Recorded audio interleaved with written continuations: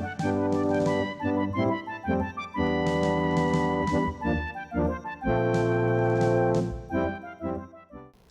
evening. I'm Carl Weisenbach, Director of the Eisenhower Presidential Library and Museum here in Abilene, Kansas. I'd like to welcome all of you here for tonight's program titled President Eisenhower and the Writing of Holocaust History. This is the finale of the month-long programming held in conjunction with our temporary exhibit, Eisenhower and the Reicher's Cause, the Liberation of Europe. I'd like to thank the Eisenhower Foundation and our many financial contributors who made the exhibit and programming possible. A special thank you goes out to our major donors, including the Starr Foundation in New York, Katie Widerman Foundation in Wichita, Kansas, Emma Balsiger Foundation in Chapman, and the Jeff Cope Memorial Foundation from here in Abilene, Kansas. We are currently developing our signature exhibit and programming for next year, focusing on the lasting legacies of the Eisenhower administration 50 years later. The exhibit, Eisenhower, Agent of Change, will take a close look at some of the most memorable and long-lasting foreign and domestic issues that Eisenhower faced and continue to have meaningful impacts on our lives today. Exhibits and programming like the Reicher's Cause and Agent of Change are only possible through private funding and donations. To learn how to be a part of furthering the Eisenhower legacy, please contact the Eisenhower Presidential Library or the Eisenhower Foundation. Without further delay, I'd like to introduce our speaker for this evening. Professor Harry Reicher has an impressive resume. He was born in Czechoslovakia and raised in Australia. He graduated from law schools in Australia and Harvard Law. He teaches international human rights and has developed a new discipline at Penn Law School, fusing Holocaust studies with law. He is currently a scholar in residence at Truro Law Center. And for more information about Dr. Reicher, please note the information in the program that was given to you as you came to the center this evening. So ladies and gentlemen, let's give Dr. Reicher a Kansas welcome.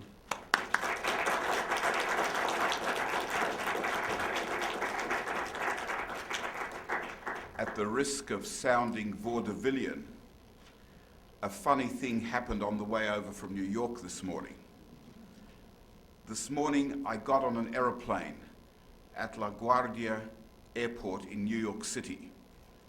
I got off that plane in Kansas City, and I got into a car, and I was driving along this long, seemingly interminable stretch of road, and I came across a sign, Manhattan.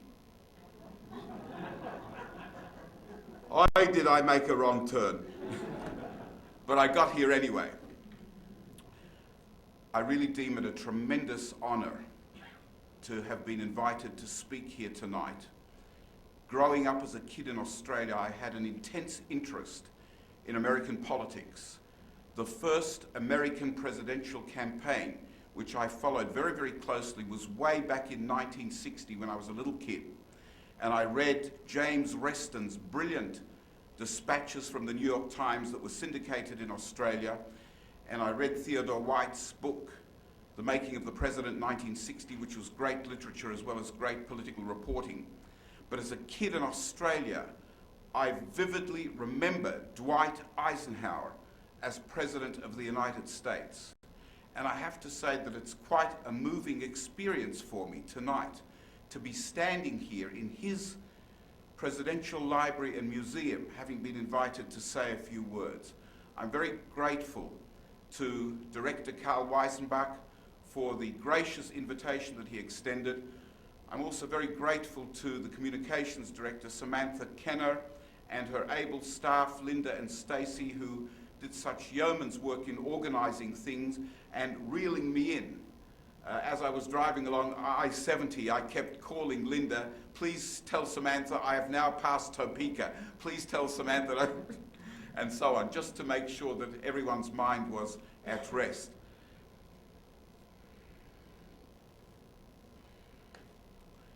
We owe a great debt of gratitude to then General Eisenhower.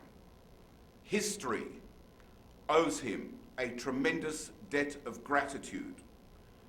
Thanks to him, we have a reservoir of film and photos of the Holocaust, which we would not have had if it hadn't been for him. As a result of his orders, which we'll come to, we had a stack of archival footage that formed the basis of the most graphic, the most powerful, the most compelling evidence in the Nuremberg war crimes trials after the war. At the same time, we have a reservoir of archival footage that speaks eloquently as testimony to refute those who today would deny that there had ever been a Holocaust. As a result of all of this, we have a precedent to serve to this day, and which continues to serve in relation to Holocaust-era tragedies and subsequent tragedies, subsequent human rights atrocities, and major events that have happened during the course of the last 65 years. If we today see CNN and other cameras and personnel reporting embedded live among soldiers, among military forces in combat, that can be traced back to General Eisenhower's decisions and orders in April of 1945. If we today can click on to Google Earth and see scenes of tragedies and atrocities unfolding in a place like Darfur, that too can be traced back to General Eisenhower's decisions at that time. Let's begin with what General Eisenhower saw. Shortly after liberation, he toured Ohrdruf, O-H-R-D-R-U-F, concentration camp.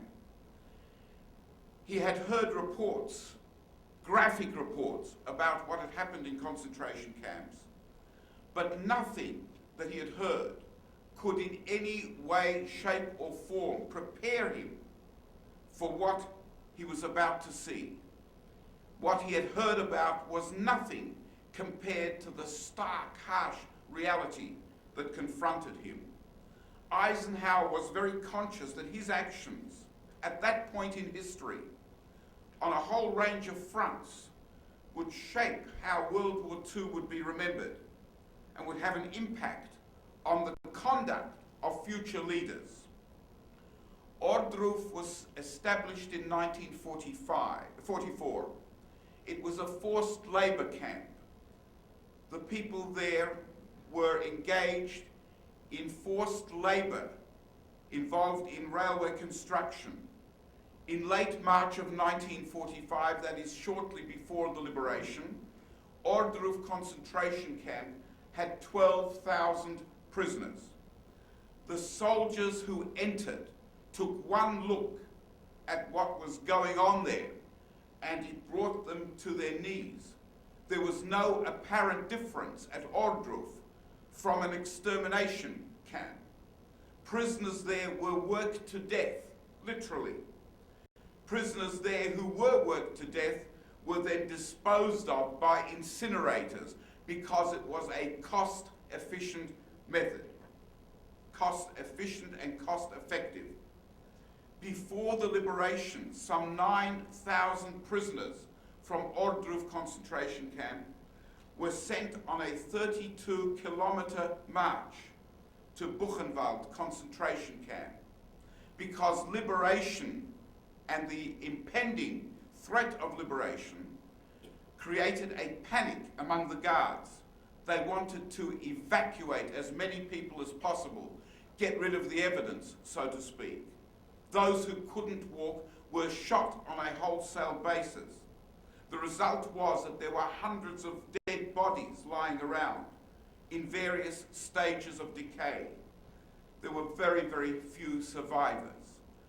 Very interestingly, we have recent first-hand testimony from a man who happens to be the great uncle of President Obama and who was in the US military forces who liberated Ohrdruf concentration camp. He said, and I quote his exact words, "I remember the whole area before you got to the camp, the town, and around the camp was full of people who had been inmates. The people were in terrible shape, dressed in rags, most of them emaciated, the effects of starvation, practically skin and bones." We have archival footage showing President Eisenhower inspecting Ohrdruf. It's well-known footage, but it's powerful. There is no accompanying sound. It's unnecessary. Could we have the first clip, please, Samantha?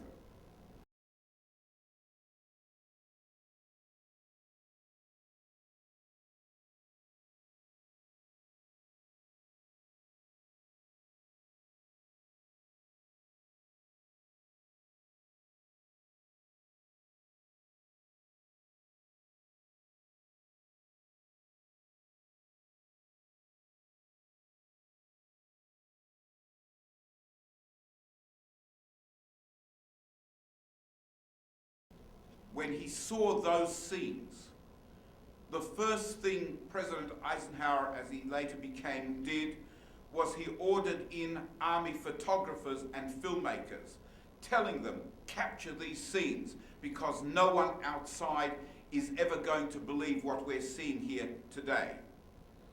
From the 3rd Army headquarters, he cabled London and Washington, urging officials and newsmen, government officials, and newspaper and other media representatives to come over and be eyewitnesses themselves. His message to Washington read as follows, quote, "We are constantly finding German camps in which they have placed political prisoners where unspeakable conditions exist. From my own personal observation, I can state unequivocally that all written statements up to now do not paint the full horrors. I have never felt able to describe my emotional reaction when I first came face to face with indisputable evidence of Nazi brutality and ruthless disregard of every shred of decency. One of the first to visit was the famed newspaperman Joseph Pulitzer. He led a large group of correspondents and photographers to Ohrdruf, and they flooded the world with photos and with newsreel film of mountains of corpses and emaciated survivors. Another legendary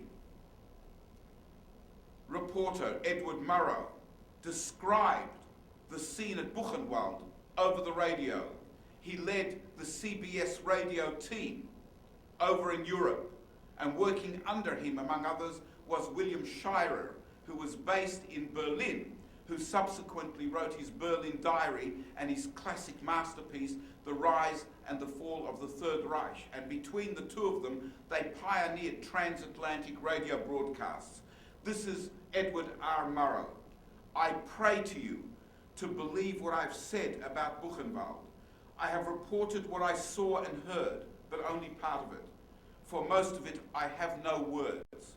If I have offended you by this rather mild account of Buchenwald, I am not in the least sorry. Eisenhower's decision to bring in filmmakers and photographers to record what had happened was unprecedented. His motivations emerge when one reads what he himself said and what was said about him. They his motivations demonstrated a profound sense of history. He noted just after the end of the war the very words which I paraphrased a few moments ago, "On our future conduct depends the peace of the world for generations to come." an important dimension to that was that he sensed the importance of shaping the way World War II was remembered and how that would influence the course of future international actors. Motivation number 1 out of 6 that I have isolated and identified. People should know, as simple as that. People should know what has been going on this planet. Motivation number 2, it's important that the populations of the Allied powers, both civilian and military, should know why we went to war. Eisenhower himself wrote, "We are told that the American soldier does not know what he is fighting for. Now at least he will know what he is fighting against." He wanted his soldiers to know what a massive evil they were fighting and the justness of the cause which they were representing, to the extent that he ordered soldiers to go into Ohrdruf concentration camp and witness what he himself had seen. Motivation number 3, the Germans should know what was going on in their name, in their country. He ordered local populations to tour concentration camps and to clean up the mess that was there. He forced them to get their hands dirty in what had been going on in their very midst. Motivation number 4, arising from the first 3, never again. It was President Roosevelt who actually used that phrase, and he may have coined it. And that brings us to the 2 most important motivations for purposes of this presentation. Motivation number 5. He wanted to create visual evidence. He gave orders that were replicated down the line. So, for instance, General Omar Bradley issued the following order. It is the desire of the theater commander, that is Eisenhower, that both still and moving pictures be utilized to the fullest extent practicable as exhibits in reports of investigations of war crimes committed by the Nazis, with particular reference to Allied prisoners of war, both in and out of camps, and to concentration camps for the purpose of recording for civilization the history of horror written by over 5 years of German atrocities. It's a very significant comment. He foresaw the importance of creating the evidence that would be used and would be most powerful when used against the people who are going to be brought to trial. Trials had been foreshadowed a number of times during the war, most notably in the Moscow Declaration of November the 1st, 1943, when the Allied leaders issued a declaration saying, "We know that terrible atrocities are being committed, we know who's doing it, we know who's behind it, we know who's responsible.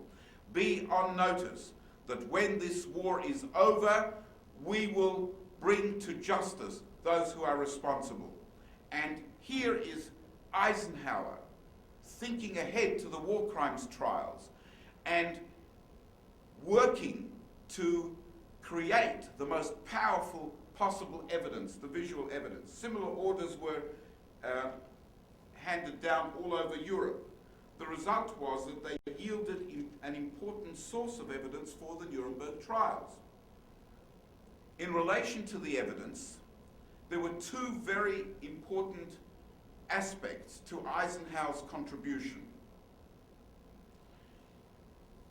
The first one can best be understood if we set it in historical context. Today, in 2010, we take it for granted that there are major war crimes trials all over the place. We open the newspaper, we switch on the TV, we listen to the radio, and we hear and see and read about major war crimes tribunals arising out of all sorts of exotic places, such as the former Yugoslavia, Rwanda, Cambodia, Sierra Leone, Iraq, and so on. A few years ago, about 5 years ago, 6 years ago actually, we had the mind-boggling spectacle of two of the most vicious and brutal dictators of the late 20th century, Slobodan Milosevic and Saddam Hussein, standing trial at the bar of justice at the same time. You could literally sit there with a remote control in front of a television and switch from one trial to the other. We've become a little bit blasé about things, to the extent that if someone has come of age in the first decade of the 21st century, it seems in the natural order of things that if someone commits atrocities, you grab them, drag them before the court, and bring the perpetrators to justice. It is therefore very, very hard to imagine that a mere 65 years ago, none of this existed. There had never been an international tribunal of any sort set up to try crimes against international law directly at the international plane. There'd been some talk about it after the First World War, but nothing came of it. Nuremberg was a monumental precedent. So when we look at it in those terms and we compare the situation in 2010 to the situation 65 years ago in 1945, it's clear that we're talking about a revolution. We're talking about a massive transformation of international law, international criminal law, and international human rights law. The specific catalyst for that revolution was the first trial that took place at Nuremberg, beginning in 1945. After the Second World War, priority number one was bringing the perpetrators to justice. But that was not a self-evident proposition. It was not self-evident that the way to handle things was to have orderly trials and bring people to justice. There were very respectable voices that didn't want to see orderly trials. They argued, look, we know who these people are, we know what they've done, we know who's responsible, dispense with trials, just take them out, put guns to their heads and shoot them. That was euphemistically known as the political solution. And there were very, very respectable voices who were making that argument, including the British War Cabinet meeting in solemn session in London. Sir Winston Churchill initially was against war crimes trials.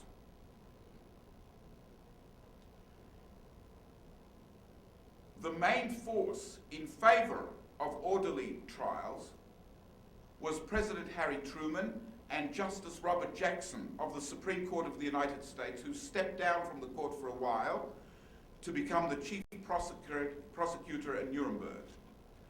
In arguing for orderly trials, a key rationale was we want to write the historical record. The Nazi regime was unprecedented in history in the lengths, the obsessive lengths to which they went to record everything that they were doing. And it's counterintuitive. If I were to poll every single person in this room, I'm sure every one of us, including myself, would say if we were going to do what they did, we would just do it and shut up about it. Don't create a paper trail. Don't create a smoking gun that points guilt back at yourself. So the aim was, there's this massive record of this regime of evil. Let's collate it. Let's get it all together in one massive repository so that it can serve future historians, students, researchers, teachers, anyone who wants to study this regime of evil in order to learn the lessons and try to avoid a repetition. The result is that today, the Nuremberg trial records are still the first port of call for researchers. That is despite the fact that in the last 65 years, massive archives and caches of documents have opened up and become available for researchers. The starting point is still the Nuremberg trial documents. General Eisenhower added an important and indeed a critical dimension to the historical record, the visual dimension. For instance, to take one example, one of Justice Jackson's goals in relation to the historical record and the importance of writing the historical record was, quote, learn to take the Führer at his word. Jackson's point was that the Nazis were unabashed about stating their aims. They made no bones about it. They set it all out, beginning with Hitler's Mein Kampf and later writings and later speeches, to the extent that Hitler actually developed a constitutional theory for destroying the Constitution, for overturning the Weimar Constitution. He said, look, we made no bones about it. We went to the people on this and this platform. We said that we want to come to power lawfully, but once we're in power, we want to overturn the Constitution by legal means. Now we have a mandate to do it. So they made no bones about it, and Jackson's point was, learn this critical lesson. Learn to take the Führer at his word, so that if future would-be Hitlers and dictators and tyrants make threats, let history learn to take them seriously. Because if we take them seriously, if people around the world, leaders of the world, take them seriously, there's a chance that we'll do something and prevent a repetition. So far as the mass extermination of Jews by gassing was concerned, an excellent example related to the film evidence that was created on General Eisenhower's initiative.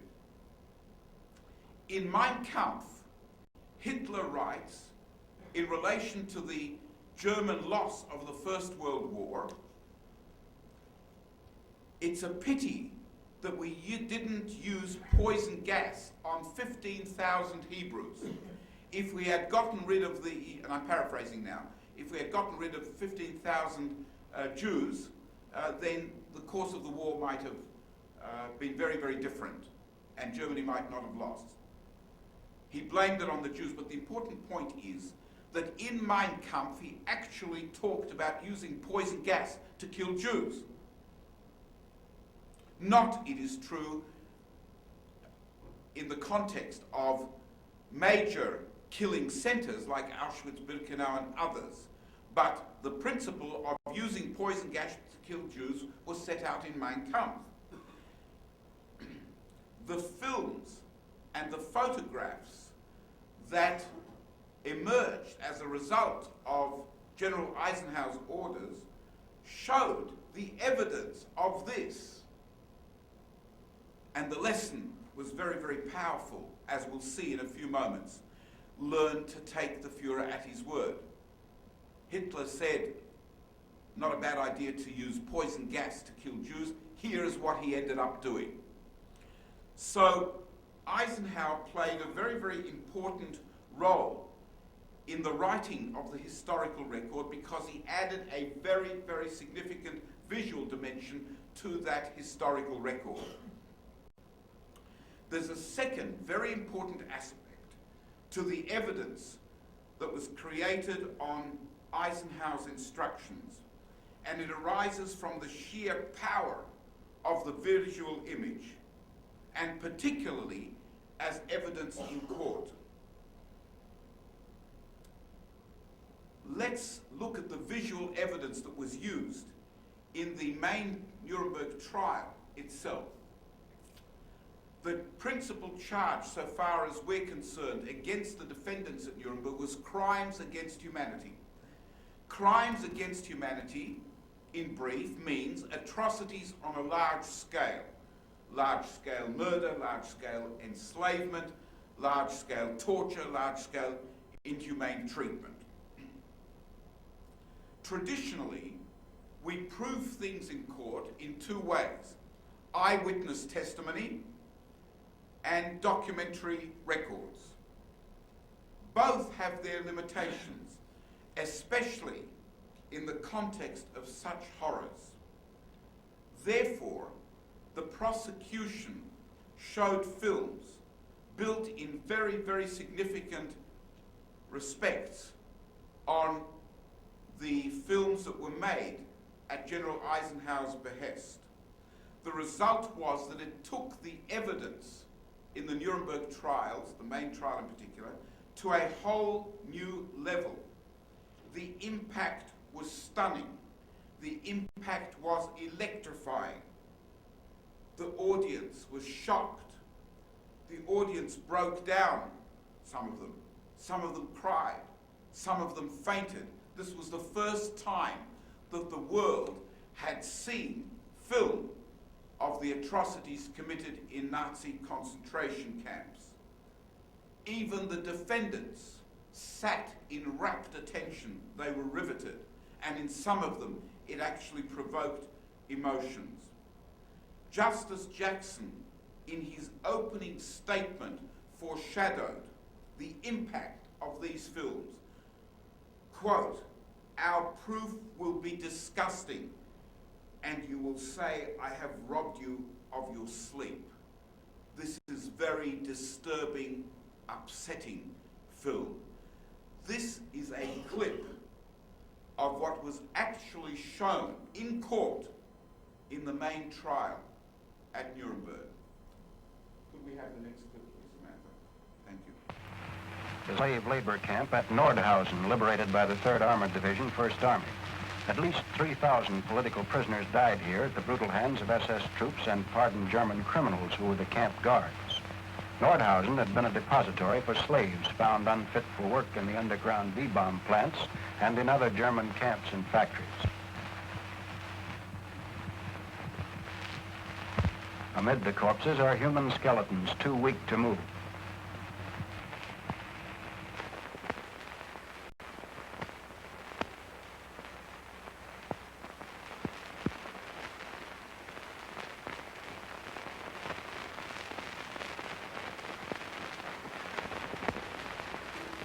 Pictorial evidence of the almost unprecedented crimes perpetrated by the Nazis at the Buchenwald concentration camp.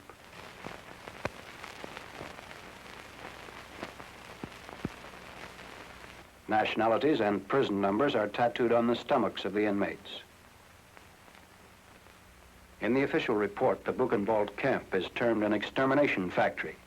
Bodies stacked one upon the other were found outside the crematory.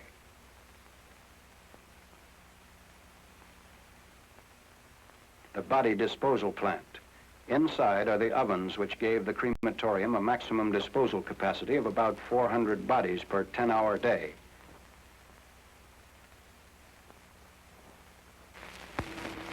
Dachau, near München, one of the oldest of the Nazi prison camps. The Nazis said it was a prison for political dissenters, habitual criminals, and religious enthusiasts. This is what the liberators found inside the buildings. Hanging in orderly rows were the clothes of prisoners who had been suffocated in a lethal gas chamber. They had been persuaded to remove their clothing under the pretext of taking a shower, for which towels and soap were provided. Sanitary conditions were so appalling that heavy equipment had to be brought in to speed the work of cleaning up. This is the first film of Nazi atrocities to be seen by many in the audience, and it stuns the courtroom. Some weep, one woman faints. It was undoubtedly the most powerful, the most moving, and the most emotionally compelling evidence in that trial of Hermann Goering and others. We can immediately sense the huge gaping chasm between the impact which that sort of evidence made and the impact made by the documentary evidence around which the trial revolved. Justice Robert Jackson made a policy decision at the beginning of the trial that he would not rely first and foremost on eyewitness testimony. He would rely first and foremost on documentary evidence because it was massive and it was incriminating. And his view was arguably very well founded because a document can't lie. A document can't be shaken under cross-examination. A document can't be forgetful in the witness box. But there is a quantum leap from the impact made by a document and the impact made by that sort of visual evidence. It came alive. The reason for this, of course, stems from the sheer power of the visual image. It's often expressed in the old truism, a picture is worth 1,000 words, or in a case such as this, perhaps 1,000,000 words or more. An important element in that is that the audience sees exactly what the eyewitness saw at that time. The audience becomes an eyewitness. Eisenhower himself viewed film as the nearest approximation to personal witnessing. There's also a very important element of permanence around that sort of footage. Here we are 65 years later, and we can witness with our own eyes exactly what General Eisenhower witnessed when he went into camps like that, what the soldiers witnessed when they liberated those camps, and what inmates, prisoners in those camps themselves saw in those dark days. It can also be summed up in another old aphorism, that seeing is believing. So, for instance, the Soviet Union, when it presented its case at Nuremberg, showed films of death camps. Initially, when the Soviet prosecutors outlined their argument in relation to death camps, there was a lot of skepticism. The films were shown and the skepticism dissipated. In sum, what Eisenhower was responsible for was a whole new approach to proving criminal acts. It broke new ground. It was an example of harnessing what was then state-of-the-art technology, and it created a new model for future trials and also major human rights atrocities. Eisenhower deserves great credit for ensuring that the scenes he witnessed were captured for posterity, and he also deserves great credit for grasping their significance in the context of future trials. And that brings us to the sixth and final motivation which impelled him to give the orders that he did in relation to filmmaking and photography. Amazingly, General Eisenhower foresaw with uncanny accuracy the era of Holocaust denial. Speaking of his visit to Ohrdruf, he cabled General George Marshall, who was chairman of the Joint Chiefs of Staff, in April 1945, the following words: "The things I saw beg a description. The visual evidence and the verbal testimony of starvation, cruelty, and bestiality was so overpowering as to leave me a bit sick. In one room where they were piled up 20 or 30 naked men, killed by starvation, George Patton would not even enter." Patton, the toughest of the tough. There's one account of him actually going behind a shed at one stage and throwing up at what he was seeing. He said that he would get sick if he did so, if he walked in there. And then, this is the key passage: "I made the visit deliberately in order to be in a position to give first-hand evidence of these things if ever in the future there develops a tendency to charge these allegations merely to propaganda. His words. Later he wrote, I visited every nook and cranny of the camp because I felt it my duty to be in a position from then on to testify at first hand about these things in case there ever grew up at home the belief or assumption that, quote, the stories of Nazi brutality were just propaganda, unquote. Some members of the visiting party were unable to go through with the ordeal. I not only did so, but as soon as I returned to Patton's headquarters that evening, I sent communications to both Washington and London, urging the two governments to send instantly to Germany a random group of newspaper editors and representative groups from the national legislatures.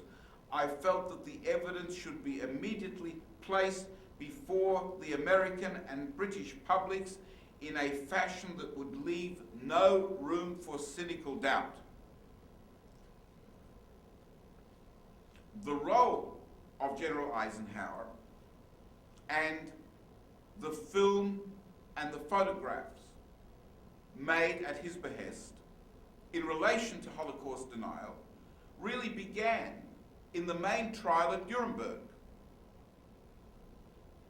and in particular in the evidence of Hermann Goering. The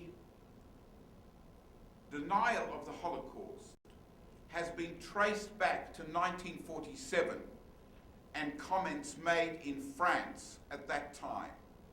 And the movement for Holocaust denial arose as a result of that over a period of time. But I would suggest that Holocaust denial really began in Goering's testimony at Nuremberg. Goering entered his trial firmly believing that he would be found guilty and put to death no matter what. And he was determined to, quote, write a positive legend, unquote. Those were his words. He wanted to put his own personal spin on the Nazi era by downplaying the atrocities and by raising the image of Hitler in the public mind. Goering wanted very much to lay the foundations for a resurgence of Nazism in due course. There's a very interesting interview with Walter Cronkite, who covered the Nuremberg trial as a young reporter. There's actually archival footage of the press gallery where he's seen sitting in the front row back in 1945 and 46. Walter Cronkite was interviewed for a documentary to mark the 50th anniversary of the Nuremberg trials in 1995. And he's seen sitting there and talking about Hermann Goering and explaining how he was number 2 behind Hitler in the party, and he was very important in putting into effect the precepts of Nazism. And then he adds, but somehow he had charisma. And then he goes on and says that for 3 days, Goering sat there and explained, we made our mistakes, but if others learn from our mistakes, they'll get it right next time. This is Walter Cronkite's summary of Goering's approach to the trial as a vehicle for spinning the history of the Nazi era. He was a spinmeister before they invented the term. He put an enormous amount of pressure on his co-defendants to go along with him, and there was a rift between him and the other defendants because the pressure was so intense, and the others were just concerned first and foremost about saving their necks if at all possible. Be that as it may, we're going in a few moments to see a short excerpt from the cross-examination of Hermann Goering. But let's lay the foundation for that. It's 1946. It's after the end of the twin catastrophes of the Nazi era, the Second World War and the Holocaust. Millions upon millions of people lost their lives as a result, senselessly had their lives snuffed out. The evidence of the horrors of both the Second World War and the Holocaust had already been presented by the time Goering gets into the witness box. Let's see a short clip in which he seeks to whitewash the regime and to downplay the atrocities. Let's see how he puts it in his own words. It's in German, but with English translation dubbed. You can hear him in the background. Could we have the next clip, please? Of course, in the beginning there were excesses, of course. The innocent were also hurt, here or there. Of course there were beatings here and there, and acts of brutality were committed, but compared to all that has happened in the past, and to the greatness of the events, this German Revolution of Freedom is the least bloody and the most disciplined of all revolutions known to history. The least bloody revolution in history. We heard him. Let's put aside the film for a moment and try to put ourselves in the shoes of the judges in that trial. There are documents which apparently show that terrible things were going on. There's been a bit of real life testimony. But here we have Goering admitting that there was a bit of violence here and there and so on, but really nothing outrageous. And other defendants get in the witness box and say, we didn't know what was going on in concentration camps. We didn't know what was going on in death camps. I was a minister for this, I was a minister for that. Death camps had nothing to do with me. There's another passage in the cross-examination of Goering in which Sir David Maxwell Fyfe, the chief British prosecutor at that time, and the Attorney General of Britain, and a former trial attorney himself, asks Goering, well, at any rate, the Fuhrer must have known about all of these camps and what was going on in them. Goering answers, the Fuhrer didn't know about details. And he starts continuing, and Maxwell Fyfe leaps in with a brilliant question. I'm not talking about details. I'm talking about the murder of 4 or 5 million people. Are you suggesting that other than Himmler and maybe Kaltenbrunner, no one in the regime knew what was going on? It was a brilliant question because you merely had to articulate the point in order to underscore the inherent improbability of what Goering was saying. It really pulled the rug out from under Goering's attempt to spin what was going on. So you have, as a judge in that Nuremberg trial, competing evidence. It may be that what Goering and the others testified to was enough in and of itself to create a doubt in the mind of the judge. And in a criminal prosecution, you have to prove guilt beyond a reasonable doubt. On the one hand, there's the documentary evidence. On the other, there's all these guys saying they didn't know what was going on in the regime. So how could it have been as terrible as the Allies were suggesting? Maybe there's some exaggeration in the Allied case. When you put into that balance the film evidence, the scales get tipped. The film evidence was incontrovertible. That film evidence didn't lie. And I might add that there was affidavit material that accompanied the films which essentially said when and where they were taken, by whom, and essentially laid the groundwork for a conclusion that these films were not tampered with. They were the original films. We know what Hollywood can do with special effects. There were no special effects here.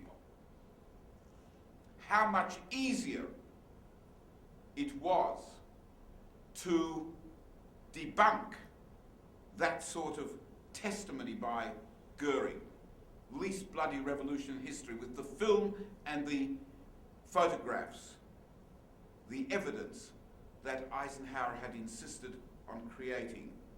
In the modern era, we have seen Slobodan Milosevic and Saddam Hussein trying to put their own spin on the regimes that they led.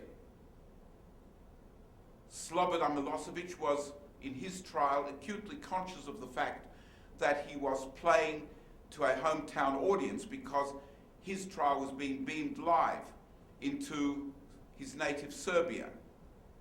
Saddam Hussein was also acutely conscious that his trial was being broadcast quite widely by Al Jazeera. And so both worked very hard to place their own spin on the history of their regimes for future posterity.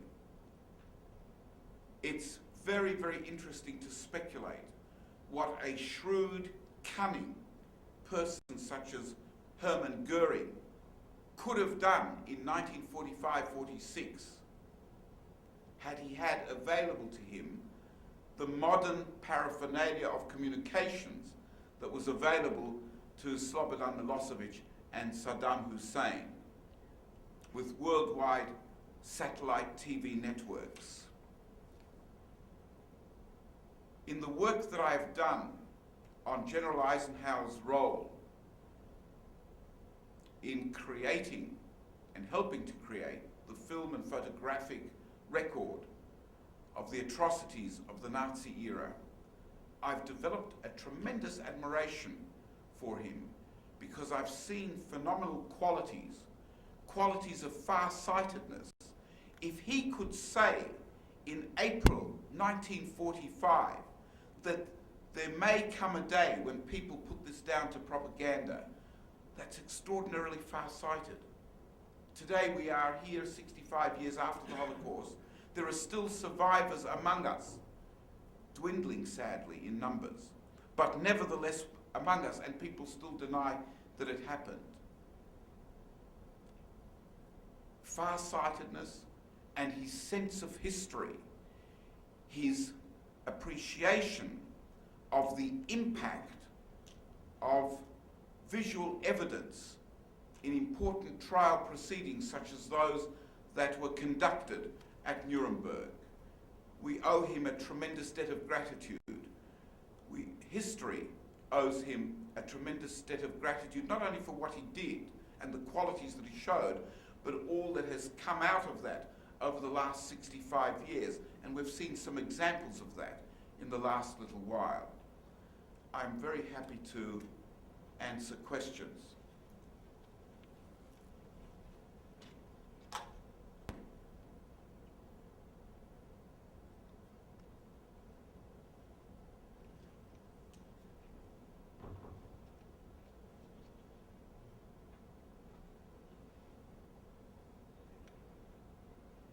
If you have a question, I would invite you to step up to the microphone so that your question can be recorded for posterity. Speaking of creating a visual record.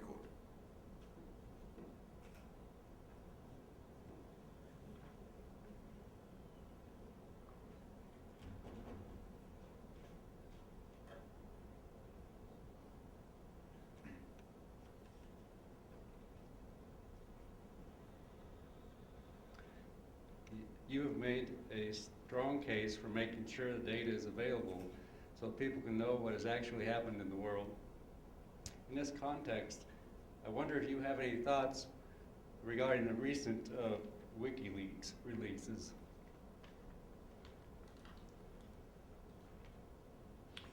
It's off topic really, but let me answer briefly because I don't want to appear to be avoiding answering questions. I am ambivalent about it because on the one hand there's stuff there that is really interesting and very important, but on the other hand there are very, very serious security breaches. People's lives have been and are being placed in jeopardy, and security has been breached in a terrible way to the extent that forces that are out to destroy our kind of civilization have been given lists of targets which are critical to the security of this country, and that's very, very disturbing and very, very distressing. And it's very disturbing and very distressing that someone who has had access could put this cachet of material together. It's very disturbing that security is so lax, I should say, that it could happen, and it's very disturbing that there are people with anarchistic tendencies whose main object is not the people's right to know, but simply to bring down society in whichever guise it can be brought down.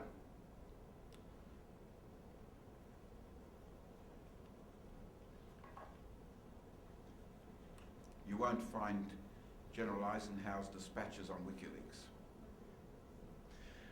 I was just wondering, I started school as a child in the late 50s through the 60s, graduated high school in the early 70s. And I really, as I recall, didn't learn much about the Holocaust. I learned a lot about World War II. Do you feel that enough is taught in our schools or to our children about the atrocities of the Holocaust? As I feel like, thank God for the History Channel, Military Channel, for the films that were created during World War II. Yes. As I've learned most by just watching those. There has been a major change in the last 40 years or so, to the extent that there's a lot of teaching of the Holocaust at many different levels and in many, many different ways.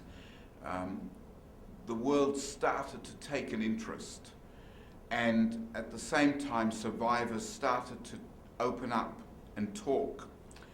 I think a seminal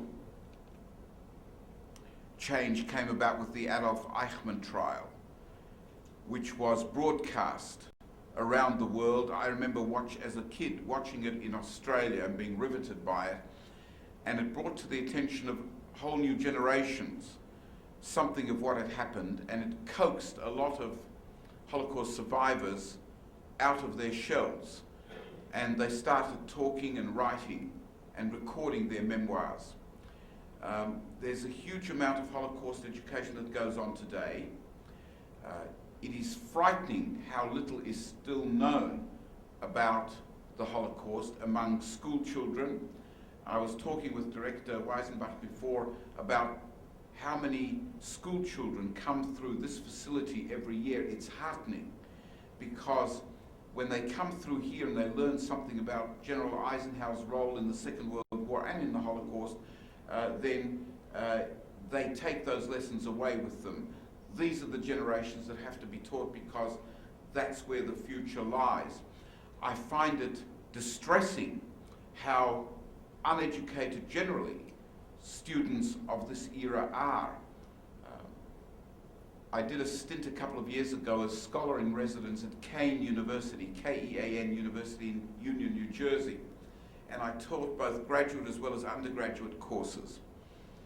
And in the undergraduate courses, I got a chance, for the first time really in my teaching career, to get a really good feel for where modern-day college students are. And they're woefully uneducated. This was in 2007, 2008, and virtually no one knew about the Rwanda genocide of just a handful of years earlier, 1994, in which 800,000 people were slaughtered in the space of 100 days. A massive convulsion. And kids were ignorant. And they're there with their text messaging and Britney Spears hairdos and all the other important things in life. And they don't know the history. I grew up with a profound sense of history, partly because I came from a family of Holocaust survivors and newly arrived immigrants into Australia, partly also because the educational system stressed it. And we read widely, we read in history, we read in literature and so on. And unfortunately I find today's generation of high school kids and college kids woefully and inadequately educated. So there's a lot going on at many different levels in many different ways, but it's still not enough. Thank you. Very well.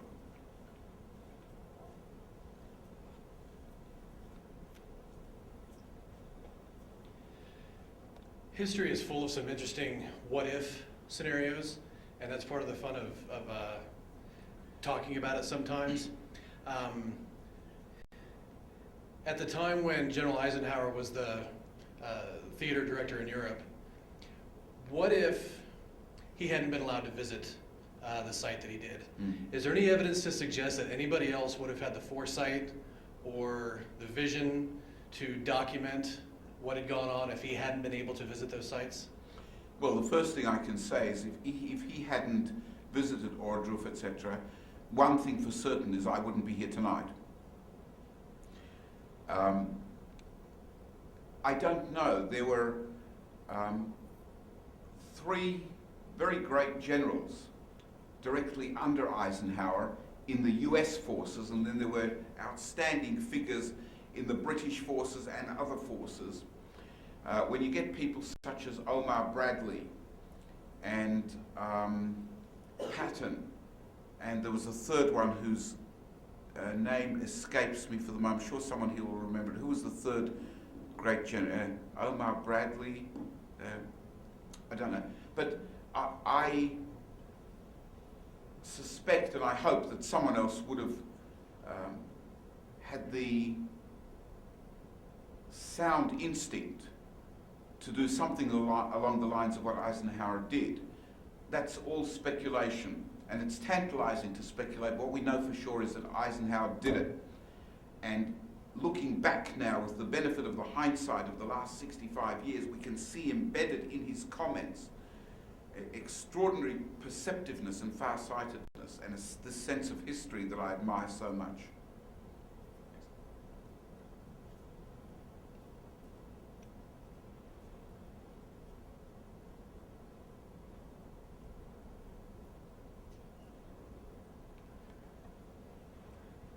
The gentleman from Pittsburgh. Thank you. This gentleman and his wife drove from Pittsburgh to be here this evening. That's Pittsburgh, Pennsylvania. We follow you everywhere. I learned from Mr. Weisenbach that there is a Pittsburgh, Kansas too. I actually had my first teaching position in this country at the University of Pittsburgh Law School.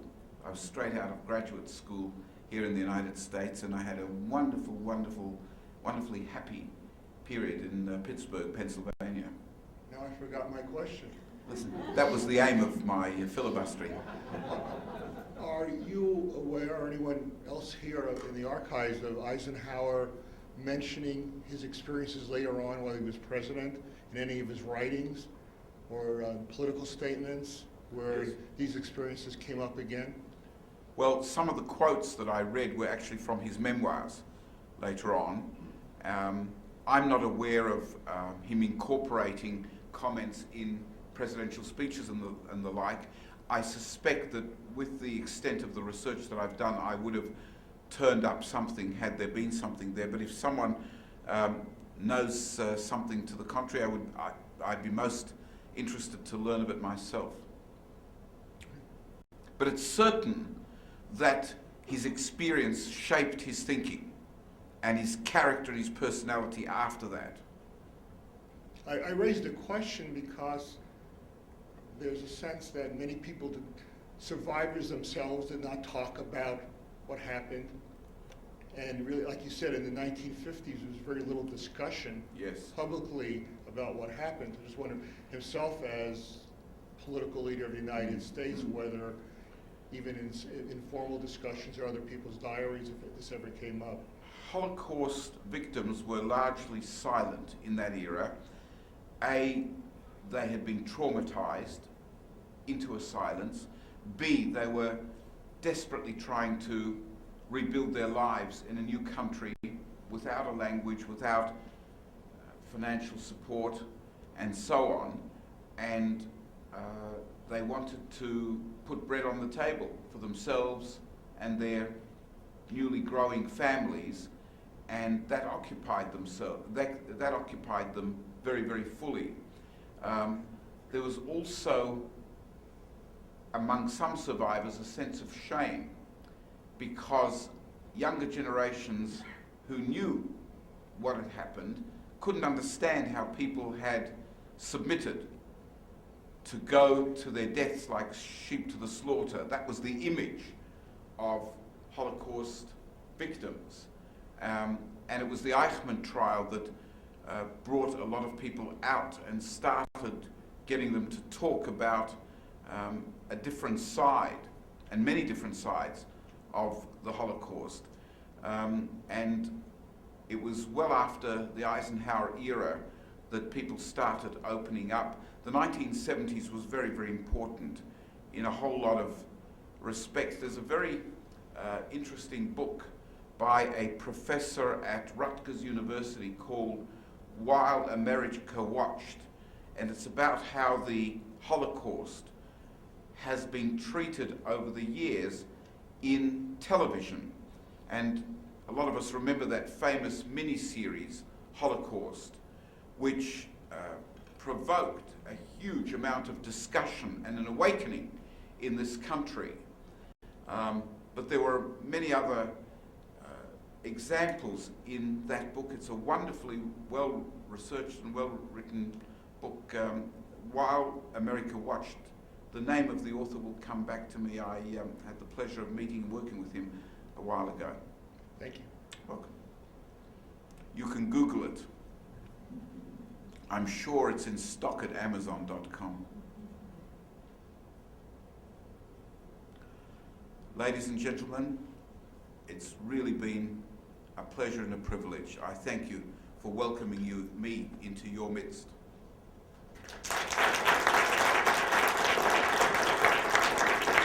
Thank you.